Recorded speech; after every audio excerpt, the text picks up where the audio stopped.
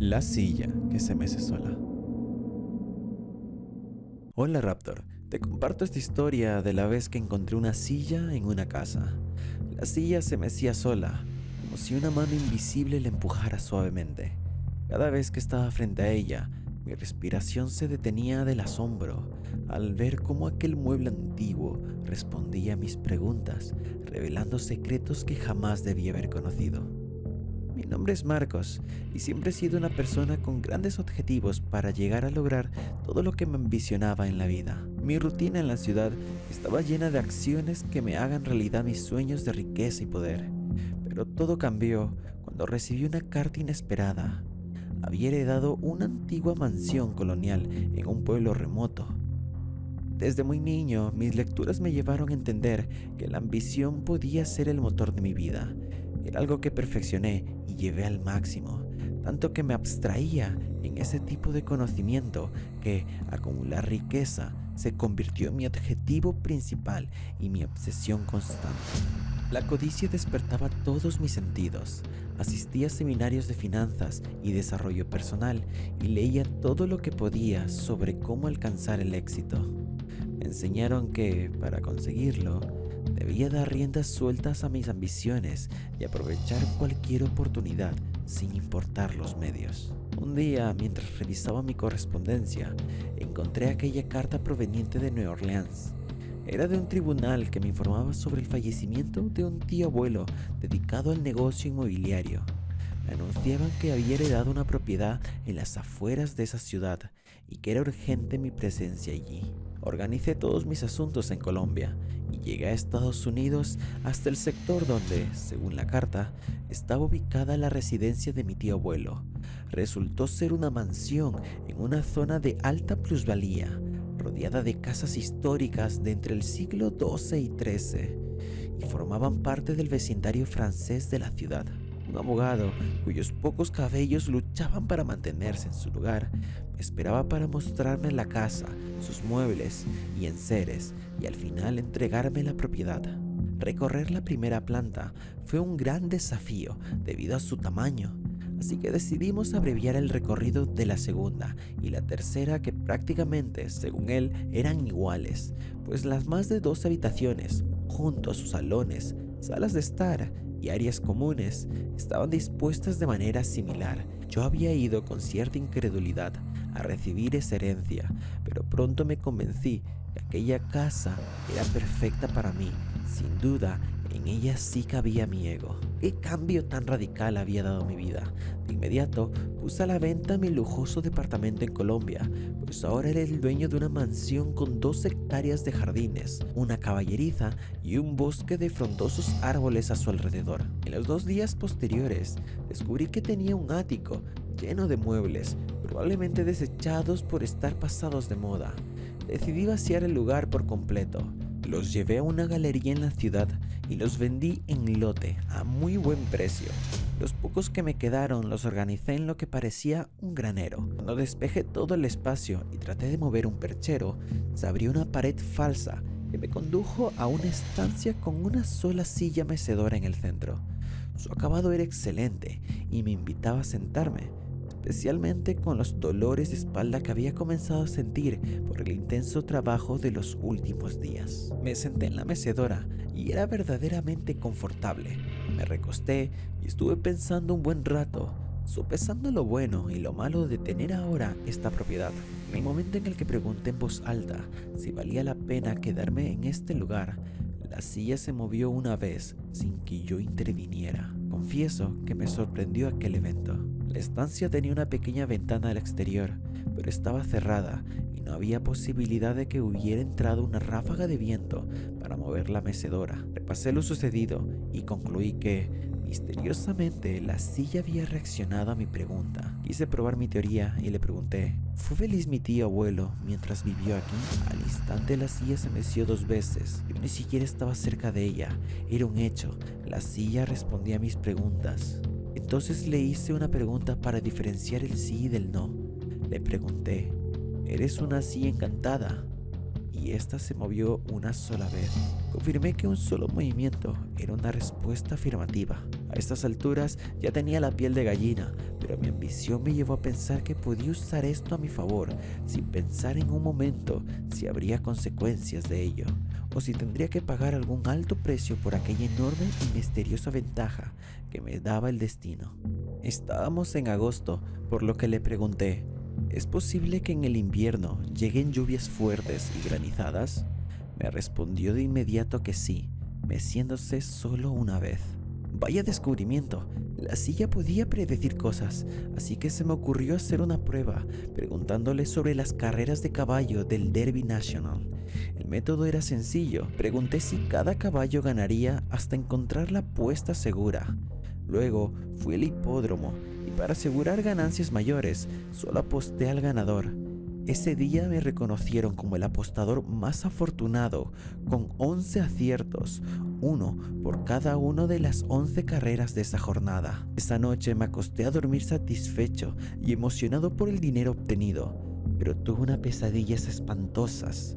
En una de ellas era aplastado por los cascos de un caballo, y en otra era terriblemente acuchillado por un asaltante que resultó ser el jinete de un caballo perdedor. Me desperté empapado en sudor y con un terrible dolor lumbar, igual al que en días anteriores se me había quitado al sentarme en la silla. Empecé a sospechar que era la silla, obligándome a que me fuera a sentar en ella.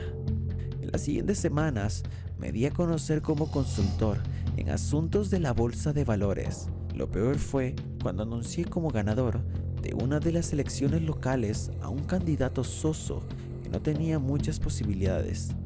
No debí meterme en eso porque generó mucho odio de gran parte de la población cuando se dieron cuenta los resultados, ya que no entendían cómo pudo haber ganado alguien tan impopular. Mi ambición se volvió incontrolable y me impulsaba a ir más lejos. Monté una empresa de apuestas en la que desorientaba a los apostadores para que ganaran muy poco, mientras yo siempre apostaba al ganador. Era una manera muy fácil de amasar una gran fortuna con el dinero de aquellos que sufrían de ludopatía, dispuestos a apostar incluso la ropa que llevaban puesta. Con el transcurrir de los días, empecé a desarrollar un temor a dormir debido a las pesadillas y alucinaciones que no me dejaban descansar. Andaba con sueño todo el tiempo y si me quedaba dormido en un momento, me despertaba sobresaltado y con una angustia que me estaba llevando irremediablemente a la locura. Fui a una cita médica y allí me atendió un auxiliar que, viendo mi estado crítico, se quedó a mi lado y logró calmarme. Desde ese momento me sentí atraído no solo por sus encantos femeninos, sino por la calidez humana con que me atendió hasta que llegó el médico, quien me aconsejó un merecido descanso. Pero mi mente, atrapada en la borrasca de la codicia, siguió consultando aquella especie de oráculo en mi ático, y llegué a la desesperación de preguntarle a la silla sobre Elena, la asistente del consultorio médico, y todas las respuestas fueron afirmativas.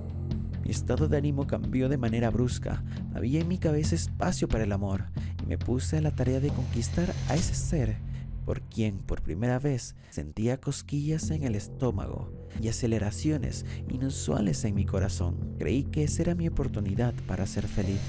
Días después volví al médico con un semblante distinto y con el objetivo de encontrar la mirada dócil y franca de Elena. Lo que me valentonó a declararle mis intenciones fue sentir que era la mujer que la vida me había puesto en el camino y que estaba dispuesto a todo por ella. La invité a cenar y empezamos a salir frecuentemente.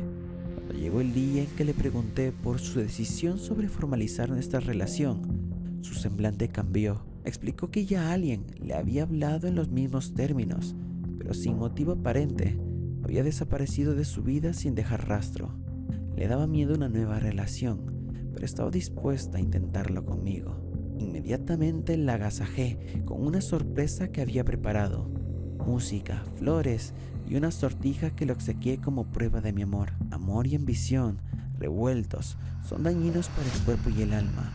Pero empecé a disminuir la frecuencia de mis consultas a la silla, porque sentí que cada vez se apoderaba más de mi voluntad y nublaba más mi razón. Lo que más me hacía temer preguntarle cosas era que cuando me sentaba en ella para alguna consulta, se apoderaba de mí un sueño más pesado, y cuando me quedaba dormido, la silla me proporcionaba visiones apocalípticas, imágenes oscuras y perturbadoras. En ese marasmo de sueños, recuerdos e imágenes tenebrosas, pregunté en sueños sobre las circunstancias de mi muerte. La respuesta fue que moriría a manos de la única persona que me había visto como un ser humano y que se había enamorado de la parte de mí que conocía. No sería el resultado de una traición ni un engaño, sino una terrible muestra de amor, una respuesta a mis errores.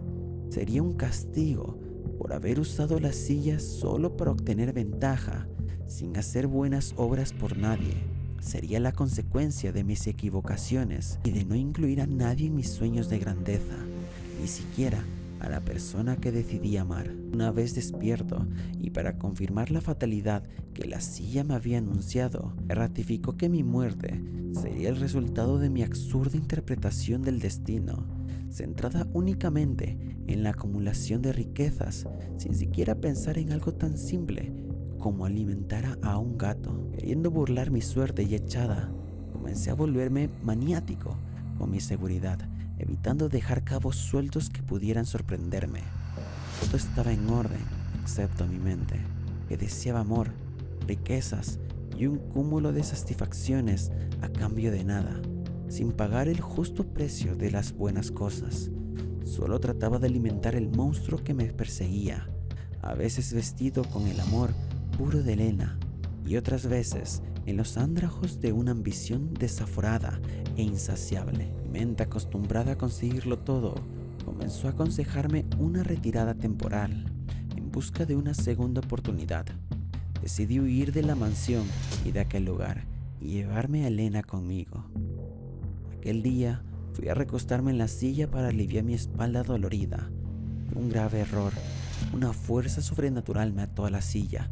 Sentía que mis músculos y huesos no podían separarse de ella. Mi voz no respondía y una extraña fuerza poseía y manejaba mi cuerpo. Era de esperarse. La silla, que me había brindado tantos éxitos y riquezas, ahora se ataba a mi destino y no me dejaría escapar. Mi desesperación crecía con el paso del tiempo y mi cuerpo empezó a dar muestra de desfallecimiento. Llevaba 3 días en la misma condición y al parecer había actuado de tal manera que no le importaba a nadie, ni siquiera Elena. Estaba irremediablemente perdido. Me eché para atrás con fuerza, pero la mecedora tenía sus balancines a prueba de volcadura. Luego intenté moverme para acercarme al mecanismo de la pared falsa, pero no logré accionar el rodamiento para que se abriera. Hice todo lo que estuvo a mi alcance y finalmente tuve que darme por vencido. Elena llegó al 4.º día, entró a la vieja mansión y la recorrió toda, pero nunca dio con el mecanismo de acceso. Yo la escuchaba, pero no podía llamar su atención. Empezó a llorar y a gritar de dolor. Repetía la palabra maldito una y otra vez. Sin duda creía que yo había huido de ella, como la vez anterior que se entregó al amor sin defensas y salió herida. En un arrebato de amor y locura, por considerarse traicionada, sintió que la mansión representaba aquel segundo abandono y, presa del miedo a la soledad y de la ira, decidió prender fuego a la planta baja. El fuego fue subiendo para contagiar todos los rincones. Ella observó cómo todo se destruyó y luego se fue. Años después, alguien compró el terreno y construyó una nueva mansión. Todo es nuevo, excepto la silla, que este infeliz encontró casi intacta y que restauró hasta dejarla nuevamente hermosa.